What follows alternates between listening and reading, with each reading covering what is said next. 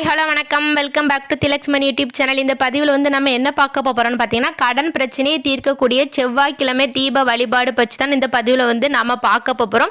இதை கார்த்திகை மாதத்தில் வரக்கூடிய அனைத்து செவ்வாய்க்கிழமைகளிலும் ஏற்றி வழிபாடு செய்யுங்கள். குடும்பத்தில் கடன் பிரச்சனை தீரும், கஷ்டங்கள் தீரும். முருகப்பெருமானின் அருளினால் வந்து வேண்டியது வேண்டினபடியே உங்களுக்கு அப்படியே கிடைக்கும். அதனால் அனைவரும் இந்த கார்த்திகை மாதத்தில் வரக்கூடிய செவ்வாய்க்கிழமைகளில் தவறாமல் இந்த எளிமையான வழிபாடை செய்யுங்கள். பொதுவாகவே கடன் இல்லாமல் அந்த உலகத்தில் வந்து யாருமே கிடையாது. அதனால இந்த பதிவு வந்து எல்லாத்துக்கும் வந்து ரொம்ப யூஸ்ஃபுல்லாக இருக்கும். அதனால நம்மளோட வீடியோவை ஸ்கிப் பண்ணாமல் எல்லாரும் கடைசி வரைக்கும் பாருங்க. இப்போ தான் நம்மளோட திலக்ஷ்மணி யூடியூப் சேனல் ஃபர்ஸ்ட் டைம் பார்க்குறீங்கன்னா கண்டிப்பாக சப்ஸ்கிரைப் பண்ணிட்டு பாருங்க. வாங்க இப்போ நம்ம வீடியோக்குள்ள போகலாம். பொதுவாகவே முருகப்பெருமானை வந்து தினம்தோறும் வழிபாடு செய்யலாம். இருப்பினும் வந்து செவ்வாய்க்கிழமை வழிபாடு வந்து அதீத பலன்களை நமக்கு தரும்.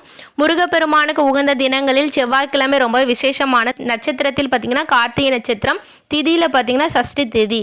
முருகப்பெருமானை வழிபட உகந்த நாட்கள், நட்சத்திரங்கள், திதிகள் தமிழ். கடவுளான முருகப்பெருமானை வழிபடுவதற்கு மிகவும் உகந்த மாதமாக இருக்கிறது இந்த கார்த்திகை மாதம். முருகப்பெருமானுக்கு உகந்த இந்த மாதத்தில் வரக்கூடிய கிருத்திகை சஷ்டி திதிகளில் முருகப்பெருமானை வழிபாடு செய்யுங்கள். இவ்வாறு முருகப்பெருமானை வழிபாடு செய்வதால் நமக்கு அதீத பலன்கள் கிடைக்கும். முடிந்தவர்கள் வந்து முருகப்பெருமான் ஆலயத்திற்கு சென்று வழிபாடு செய்வதுமே வந்து ரொம்ப ரொம்ப நல்லது. சரி, இப்போ வந்து நம்மளுடைய கடன்களை அடைக்கிறதுக்கு வந்து நம்ம வந்து செவ்வாய்க்கிழமைகளில் வந்து எப்படி வந்து தீபம் ஏற்றி வழிபாடு செய்யணும்னு சொல்லி பார்க்கலாமா? ஒரு தாம்பளத்தட்டு எடுத்துக்கோங்க, ஒரு சின்ன பித்தளை தாம்பளத்தட்டு எடுத்துக்கோங்க. அதை நல்லா கழுவி சுத்தப்படுத்தி வச்சு அதில் வந்து சந்தன குங்குமம் வச்சுட்டு அதற்கு மேலே வந்து துவரம் பருப்பு, முருகப்பெருமானுக்கு உகந்த தானியம் பார்த்தீங்கன்னா வந்து துவரம் பருப்பு தான்.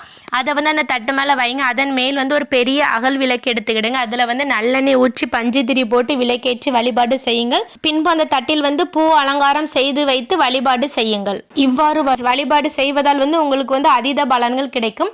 இதே மாதிரி வந்து நீங்கள் வந்து கார்த்திகை மாதத்தில் வரக்கூடிய அனைத்து செவ்வாய்க்கிழமைகளில் இவ்வாறு வந்து நீங்கள் தீபம் ஏற்றி வழிபாடு செய்வதால் வந்து நிச்சயமாக உங்களுடைய தீராத கடன்கள் அனைத்தும் நீங்கி உங்களுடைய வாழ்க்கை செல்வ செழிப்பாக அமையலாம்.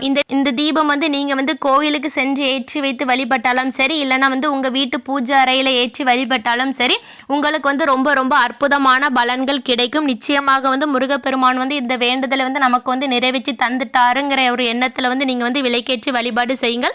ரொம்பவே நல்லது. இருப்பினும் வந்து உங்களுடைய உழைப்பும் உங்களுடைய முயற்சியும் வந்து கண்டிப்பாக இருக்கணும். தீர்க்க முடியாத கஷ்டத்தை தீர்க்கக்கூடிய வழிபாடு இந்த கார்த்திகை மாத செவ்வாய்க்கிழமைகளில் வழிபாடு செய்யும் போது வந்து நிச்சயமாக உங்களுடைய பிரச்சனைகள் அனைத்தும் தீரும். அதனால மேலே சொன்னபடி வந்து நீங்க வந்து விளக்கேற்றி முருகப்பெருமானை வந்து வழிபாடு செய்யுங்கள். நிச்சயமாக உங்களுடைய கடன் பிரச்சனைகள் வந்து தீரும்.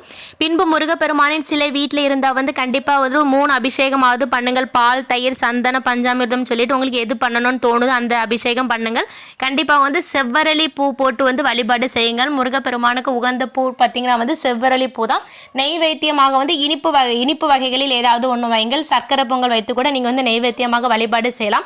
அன்று வந்து நீங்கள் வந்து உபவாசமாக இருந்து கூட நீங்கள் வந்து முருகப்பெருமான வழிபாடு செய்வது வந்து ரொம்பவே அற்புதமான பலனை கிடைக்கும். உபவாசமாக இருந்து நீங்கள் வந்து இந்த மாதிரி விளக்கேற்றி வழிபடுவதால் வந்து உங்களுக்கு வந்து மென்மேலும் வந்து உங்களுக்கு வந்து பலன்கள் வந்து அதிகமாக கிடைக்கும். உங்களுடைய வேண்டுதல்கள் வந்து நிச்சயமாக நிறைவேறும். பின்பு இந்த கார்த்திகை மாதத்தில் வரக்கூடிய செவ்வாய்க்கிழமை அன்று பூஜை அறையில் வந்து சட்கோணம் போட்டு ஓம் சரவணபவங்கிறதை எழுதிட்டு ஒரு 6 நல்லெண்ணெய் தீபம் ஏற்றி வழிபாடு செய்வது வந்து ரொம்ப ரொம்ப விசேஷமான பலனை உங்களுக்கு கிடைக்கும். அதனால் வந்து முடிஞ்சவங்க வந்து கண்டிப்பாக வந்து சட்கோண தீபம் ஏற்றி வழிபாடு செய்யுங்கள். அன்று முழுவதும் வந்து உபவாசமாக இருந்து முருகப்பெருமானை வழிபாடு செய்வது வந்து ரொம்ப ரொம்ப விசேஷமானது. உபவாசமாக இருப்பவர்கள் மாலை பொழுதில் முருகப்பெருமானை வழிபாடு செய்யும் போது நைவேத்தியமாக சர்க்கரை பொங்கல் வைத்து வழிபாடு செய்யுங்கள்.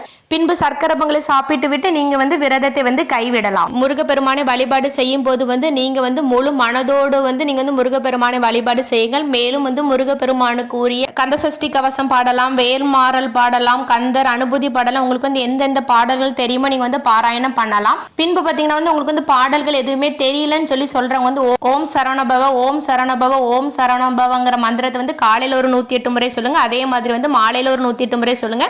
முடிஞ்சவங்க வந்து எழுத முடிஞ்சா வந்து கண்டிப்பா வந்து எழுதுகள். இவ்வாறு நீங்க செய்வதால் வந்து முருகப்பெருமானின் அருள் உங்களுக்கு பரிபூரணமாக கிடைக்கும்.